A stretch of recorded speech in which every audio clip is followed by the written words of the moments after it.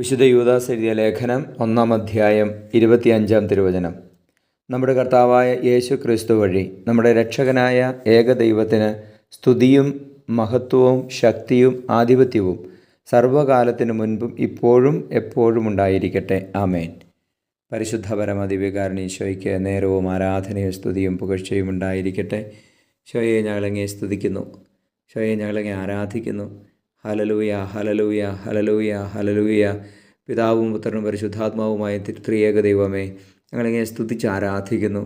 ഞങ്ങളുടെ ഹൃദയങ്ങളെ അങ്ങിലേക്ക് എപ്പോഴും ഉയർത്തണമേ. എപ്പോഴും സ്തുതിയും ആരാധനയും നന്ദിയും ഞങ്ങളുടെ ഹൃദയത്തിൽ ഉണർത്തണമേ എന്ന് ഞങ്ങൾ പ്രാർത്ഥിക്കുകയാണ്. പക്ഷേ അങ്ങേ സ്തുതിക്കുവാൻ വേണ്ടി മാത്രം ഞങ്ങൾ ജീവിക്കട്ടെ. പരിശുദ്ധ ത്രിത്വത്തിന് മഹത്വം നൽകി ജീവിക്കാൻ ഞങ്ങളെ സഹായിക്കണമേ. നമ്മുടെ കർത്താവ് ഈശോ മിശിഹായുടെ കൃപയും പിതാവായ ദൈവത്തിൻ്റെ സ്നേഹവും പരിശുദ്ധാത്മാവിൻ്റെ സഹവാസവും നിങ്ങളോടുകൂടി ഉണ്ടായിരിക്കട്ടെ, ഇപ്പോഴും എപ്പോഴും എന്നേക്കും. ആമേൻ.